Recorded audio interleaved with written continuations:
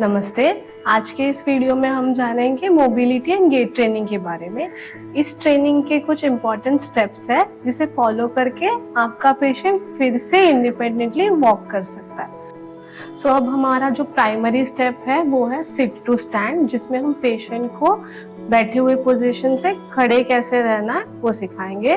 तो उसके लिए हमें किसी की हेल्प लग सकती है, तो सामने आपको एक किसी को बिठाना है जो पेशेंट के दोनों नीज को स्टेबलाइज करेगा। हमें बिल्कुल साइड में खड़ा रहना है, पेशेंट के जो वेस्ट पे दुपट्टे से बांध के रखना है ताकि तो उसकी सहायता से हम उनको पुल करके खड़ा कर सकते हैं। आपका जो एक हाथ है वो रखना है पेशेंट के दुपट्टे के पास जिससे हम पुल करेंगे, दूसरा हाथ जो रहेगा वो रहेगा पेशेंट की बगल में। उससे आपको ध्यान रखना है कि आपको पेशेंट को पुल नहीं करना है। पेशेंट को लिफ्ट करने के लिए आपको सिर्फ जो आपने दुपट्टे पे जो वेस्ट के यहाँ पे हाथ रखा है उसी का इस्तेमाल करना है। पेशेंट को खड़े करते हुए पेशेंट के दोनों हाथ जो है वो वॉकर के ऊपर रहे, जो हैंड रिम होती है उस पे। सामने जो हेल्प के लिए आपके साथ कोई बैठा है उसको आपको बताना है कि उसके दोनों पैर पेशेंट के पैर जो है जो फ्लोर पे रखे हैं उससे सामने रहे, ताकि अगर पेशेंट का पैर स्लाइड होता है आगे की तरफ तो उसको वो संभाल पाएंगे। दोनों हाथ जो वो है घुटने पे है। अब हमें पेशेंट को धीरे धीरे यही पोजीशन पे लिफ्ट करना है। जो बगल में हाथ है वो आपको ध्यान रखना है, उससे बिल्कुल भी पुल नहीं करना है, वो सिर्फ सपोर्ट के लिए है। पेशेंट को खड़े करने के बाद उनको ध्यान देना है कि जितना टॉलरेट होता है उतना ही देर खड़े रखना है, उनको बहुत टाइम तक नहीं करना है। इनिशियली आप उनको 15 to 30 सेकेंड्स के लिए खड़ा कर सकते हो। ऐसे आपको 3 to 4 टाइम्स रिपीट करना है एवरी डे। अब हमें सिखाना है उनको कि हम स्टेप फॉरवर्ड कैसे करें, तो इसके लिए हम उन्हें पैरेलल बार्स जो है उसमें उनको सिखाएंगे, जिससे हम उन दोनों साइड में रॉड्स होते हैं उनको एक्स्ट्रा सपोर्ट मिलेगा उसका। और फ्रंट में मिरर होगा जो उनको विजुअल फीडबैक देगा, जिससे वो कंटिन्यूअसली खुद का पोस्चर जो है वो करेक्ट कर पाएंगे। तो इसमें सेम हम जैसे पेशेंट को हमने दुपट्टा बांधा था कमर पे और उठाया था, वैसे ही सेम कमर पे दुपट्टा बांधना है और उनको स्टैंडिंग पोजीशन में लेना है। इसके बाद पेशेंट के दोनों हाथ जो होंगे वो पैरेलल बार्स के रॉड्स पे सही से फिक्स होंगे। अब पेशेंट को जो दुपट्टा बांधा हुआ है उसको आपको सही से टाइटली पकड़ना है एंड पेशेंट को फॉरवर्ड वॉकिंग सिखाना है, फॉरवर्ड स्टेपिंग, जिसमें धीरे धीरे उनको उनका एक एक पैर, सबसे पहले उनका जो अच्छा वाला लेग है वो उठा के आगे रखना है, उसके बाद उनका जो अफेक्टेड लेग है वो उनको आगे प्लेस करना है। इसी तरीके से बीच बीच में उनको आपको इंस्ट्रक्शंस देने हैं कि पॉसिबल होता है तो मिरर में देखो, खुद को करेक्ट करो और फॉरवर्ड स्टेपिंग करते रहो।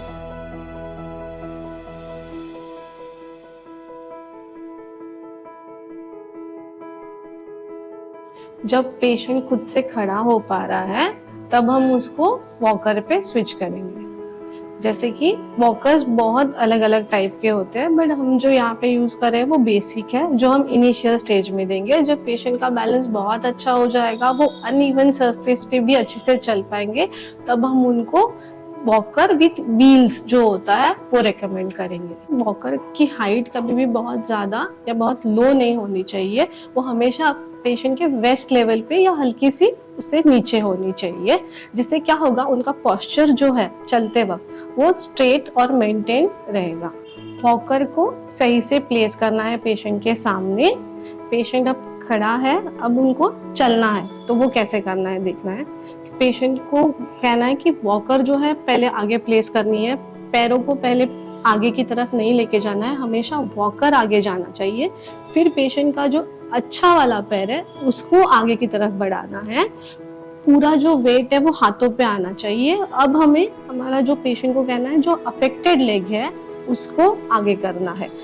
यही सीक्वेंस में उनको धीरे धीरे आगे की तरफ बढ़ना है। और आपको ध्यान रखना है ये जो ट्रेनिंग आप करवाओगे वो आपको प्लेन सरफेस पे करवानी है। ह्यूमंस का जो नॉर्मल वॉकिंग पैटर्न है उसे हम हील टो पैटर्न कहते हैं, पेशेंट को वही रिट्रेन करवाना है। सबसे पहले उनकी जो हील है वो फ्लोर पे स्ट्राइक होगी, फिर उनके जो टोज है वो आगे आएंगे और वो फ्लोर पे रहेंगे। तो सेम पैटर्न में उनको आगे चलना है, heel then toes and foot flat, heel strike toes and then foot flat. अब हम सीखेंगे स्टिक के साथ चलना कैसे है। तो स्टिक जो होगी वो चलते वक्त हमेशा ध्यान रखना है कि वो आपके बिल्कुल साइड में पेशेंट के होनी चाहिए। उसको आगे भी नहीं रखना है, उसको पेशेंट से दूर भी नहीं रखना है। इससे क्या होगा, जो स्टिक है वो स्लिप हो सकती है, टिल्ट हो सकती है एंड फॉल हो सकता है।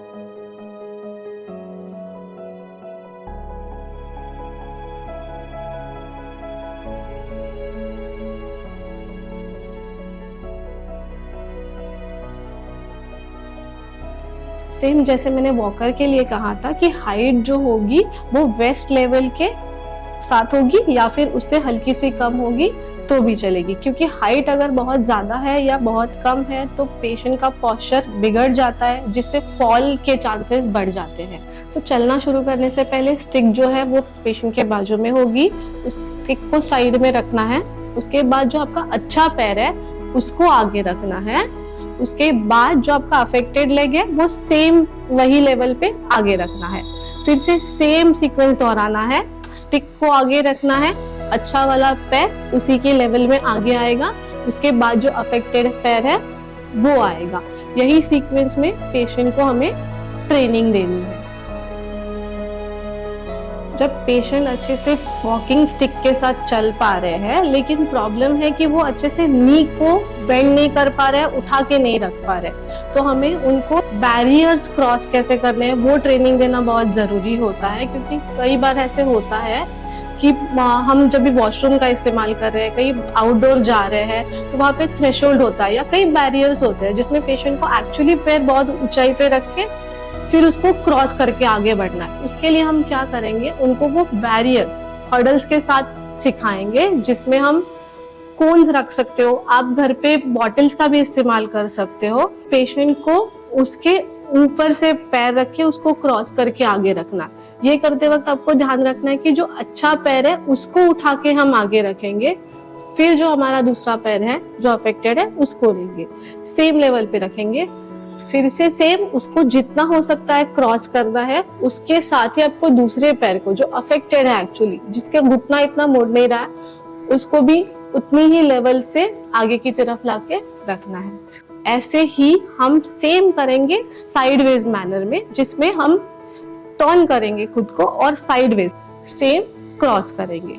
हमने यहाँ पे पैरेलल बार्स के साथ इसको किया है, लेकिन घर पे आप अगर बालकनी है वहां पे कर सकते हो। आपके गैलरी में अगर पैराफिट है तो उसको पकड़ के भी आप ये एक्शंस करवा सकते हो। अब जो हमने सीखा उससे पेशेंट की जो नी की स्ट्रेंथ है, नी की जो रेंज है वो काफी अच्छी हो जाती है, जिससे फायदा ये है कि हमारी जो नेक्स्ट स्टेप है स्टेयर क्लाइंबिंग, उससे में बहुत ज्यादा मदद हो जाती है। क्योंकि जब आप स्टेयर्स आपको क्लाइंब अप करने हैं तब आपको नी को बेंड करके पैर उठा के ही आगे रखना पड़ता है। जब पेशेंट ऊपर चढ़ रहे हैं तब ध्यान रखना है कि चढ़ते वक्त पेशेंट का जो अच्छा पैर है वो सबसे पहले आएगा। सेम स्टेप पे जो अफेक्टेड लेग है वो रखेंगे।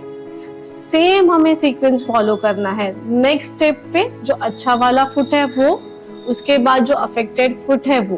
तो चढ़ते वक्त हमेशा हम पहले अच्छा वाला फुट, उसके बाद जो अफेक्टेड है उसको। जब भी उतर रहे हैं तो हमेशा जो अफेक्टेड लेग है वो पहले, सेम स्टेप पे फिर अच्छा वाला लेग, जो अफेक्टेड वाला है वो रखेंगे, फिर अच्छा वाला। यही सीक्वेंस उतरते वक्त ध्यान रखना है। जैसे कहा जाता है good to heaven bad to hell, बस वही करना है हमें। चढ़ते वक्त अच्छा वाला पैर पहले, उतरते वक्त जो अफेक्टेड वाला पैर है उसको पहले। ये सारी सुविधाएं हमारे सेंटर पे निःशुल्क, टोटली फ्री ऑफ कॉस्ट है। तो आप हमें हमारे वेबसाइट पे कांटेक्ट कर सकते हैं और ये सारी सुविधाओं का लाभ उठा सकते हैं।